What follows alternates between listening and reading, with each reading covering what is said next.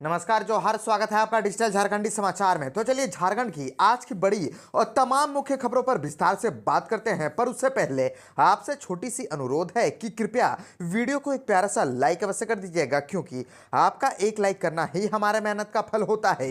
तो चलिए शुरुआत करते हैं आज की पहली और बड़ी खबर से।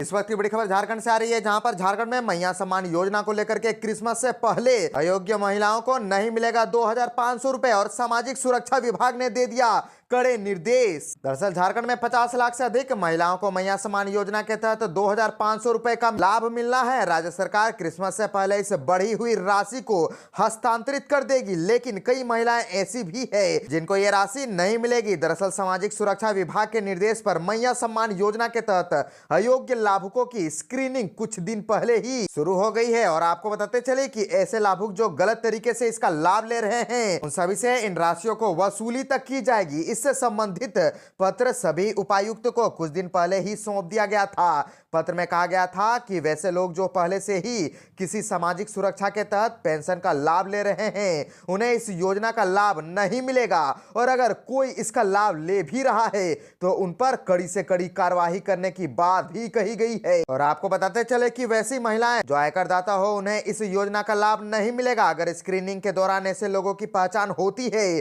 तो उन पर कड़ी से कड़ी कार्रवाई की जाएगी। वैसी महिलाएं जिनके परिवार का कोई सदस्य सरकारी कर्मी या फिर इससे रिटायर हो तो उन लोगों को ये राशि नहीं मिलेगी। वैसी महिलाएं जो ईपीएफओ धारकों हो या फिर उनके कोई भी परिवार का सदस्य ईपीएफओ धारक हो उन्हें इसका लाभ नहीं मिलेगा।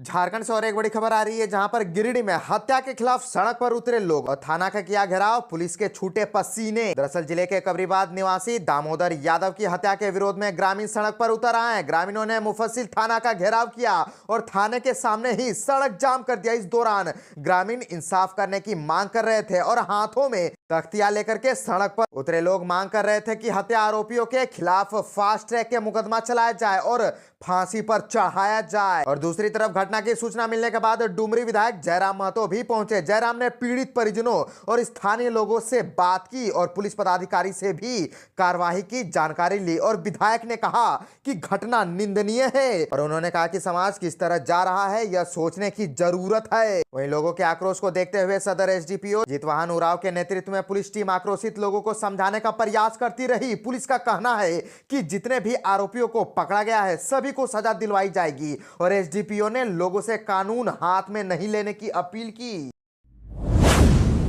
जेएसएससी सीजीएल को लेकर के और एक बड़ी खबर सामने आ रही है, जहां पर जेएसएससी सीजीएल पेपर लीक का यूपी बिहार से कनेक्शन है। झांसी जेल में बंद अपराधी मास्टरमाइंड और नालंदा के संजीव ने क्वेश्चन बेचे, परीक्षा से 2 दिन पहले मिला था प्रश्न। दरअसल जेएसएससी सीजीएल पेपर लीक में पुलिस की एसआईटी जांच रिपोर्ट में कई तरह के खुलासे हो रहे हैं। एसआईटी जांच में यह पता चला है कि यूपी के झांसी जेल में बंद मोनू गुर्जर, अलवर के बलराम गुर्जर और नोएडा के सुमित सिंह ने पेपर लीक कराया था। वहीं मोनू के दोस्त बिहार के नालंदा निवासी संजीव कुमार और पटना के अतुल वत्स ने झारखंड, बिहार, पश्चिम बंगाल और यूपी में कोचिंग संचालकों और अभ्यर्थियों को 3 से 20 लाख रुपए तक में पेपर उपलब्ध कराया था। 28 जनवरी को होने वाली परीक्षा का पेपर 26 जनवरी को ही अभ्यर्थियों को मिल गया था और छानबीन के दौरान 18 अप्रैल को यूपी के स्पेशल टास्क फोर्स की मेरठ इकाई की ओर से रांची एसएसपी को ईमेल भेजा गया था। इसमें कहा गया था कि मेरठ के कांकर खेड़ा का रहने वाला रवि अत्री और उसका गिरोह पेपर लीक मामले में शामिल है। वही रिपोर्ट के मुताबिक पेपर लीक में शामिल बिहार के लखीसराय के इंग्लिश टोला निवासी अभिषेक राज अपने दोस्त को परीक्षा दिलाने के लिए बोकारो सेक्टर 4 आया था। परीक्षा देकर के लौटने के बाद उसके दोस्त ने बताया कि पेपर लीक हो गया है, चूंकि गिरोह ने बड़े पैमाने पर एसएससी सीजीएल के पेपर बेचे थे। अमित शाह पर बरसे कांग्रेस के मीर, कहा कि देश में पहली बार ऐसा गृह मंत्री जिसे कानून से ही नफरत। दरअसल झारखंड प्रदेश कांग्रेस कमेटी के तत्वाधान में आभार समागम कार्यक्रम का आयोजन हुआ और कार्यक्रम में मीडिया से बात करते हुए प्रदेश कांग्रेस प्रभारी गुलाम अहमद मीर ने कहा कि देश में पहली बार ऐसा कोई गृह मंत्री बना है जिसे कानून से ही नफरत है, कानून के निर्माताओं पर ही शक करते हैं। और आपको बताते चले कि गुलाम अहमद मीर ने राहुल गांधी पर हुए मुकदमे के सवाल पर मीर ने कहा कि राहुल ऐसे किसी मुकदमे से डरने वाले नहीं है। और आपको बताते चले कि उन्होंने आगे कहा कि जब तक भाजपा और अमित शाह माफी नहीं मांग लेते कांग्रेस संघर्ष का रास्ता नहीं छोड़ेगी। झारखंड चुनाव परिणाम पर उन्होंने कहा कि लगभग 6 सीटें हम और जीत सकते थे। MS धोनी के बाद राजनीतिक दलों पर आवास बोर्ड की नजर, जल्द हो सकती है बहुत बड़ी कार्यवाही। दरअसल झारखंड राज्य आवास बोर्ड की बड़ी मुहिम की तैयारी में दिख रहा है। बोर्ड ने इसी के तहत भारतीय क्रिकेट टीम के पूर्व कप्तान महेंद्र सिंह धोनी को नोटिस देने का निर्णय लिया है। वहीं भाजपा कार्यालय के स्थित एक होटल को भी निशाना पर लिया गया है। माना जा रहा है कि इस होटल को भाजपा अपने कार्यों के लिए खरीदने की तैयारी में है। आपको बताते चले कि हरमू स्थित महेंद्र सिंह धोनी के आवास में झारखंड राज्य आवास बोर्ड को न्यूबर्ग सुपराइटेक लैब खोलने की सूचना मिली थी और लैब खोलने की जानकारी के बाद इस मामले में जांच शुरू की गई। वहीं झारखंड राज्य आवास बोर्ड की नजर राजनीतिक दलों पर भी टेढ़ी होना शुरू हो गई। दरअसल आवास बोर्ड के नियमों के अनुसार किसी भी आवासीय भवन का व्यावसायिक उपयोग नहीं हो सकता है और ऐसा होने पर आवंटन रद्द करने की कार्यवाही की जाएगी।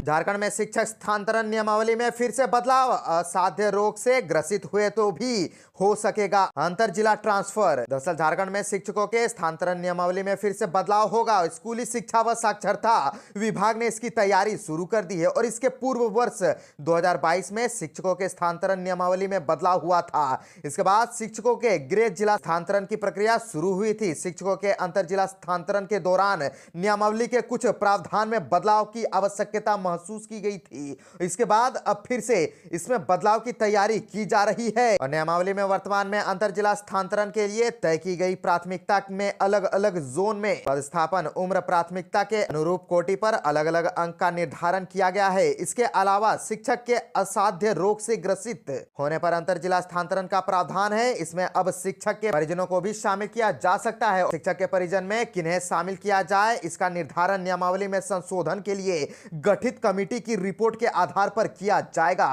और इसके अलावा महिला शिक्षकों के स्थानांतरण को लेकर के पूर्व में तय की गई प्राथमिकता में भी बदलाव किया जाएगा। झारखंड में शिक्षकों के स्थानांतरण को लेकर के वर्तमान नियमावली में अलग अलग जोन का निर्धारण किया गया है।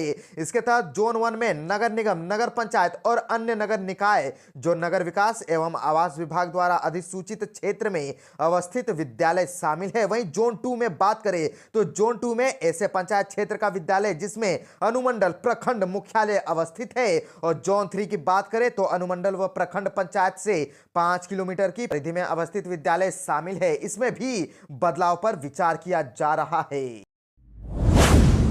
झारखंड के कोडरमा से और एक बड़ी खबर आ रही है जहां पर युवक को बेरहमी से पीटने के विरोध में कोडरमा जमुआ मेन रोड जाम। दरअसल कोडरमा जिले में एक युवक को बेरहमी से पीटे जाने से ग्रामीण आक्रोशित हो गए। उन्होंने कोडरमा जमुआ मुख्य मार्ग को जाम कर दिया। ग्रामीणों का कहना है कि सुबह सुबह वनकर्मी और पुलिसकर्मी ने एक निर्दोष युवक को बेरहमी से पीट दिया। ग्रामीणों को जैसे ही इसका पता चला उन्होंने विरोध में रोड को जाम कर दिया। लोग युवक को न्याय देने और उसकी पिटाई करने वाले वनकर्मी और पुलिसकर्मी के खिलाफ कार्रवाई की मांग करने लगे। आपको बताते चले कि नीरू पहाड़ी के पास सड़क पर बैरिकेडिंग लगाकर लोग वहां डटे हुए हैं। काफी संख्या में महिलाएं भी शामिल है।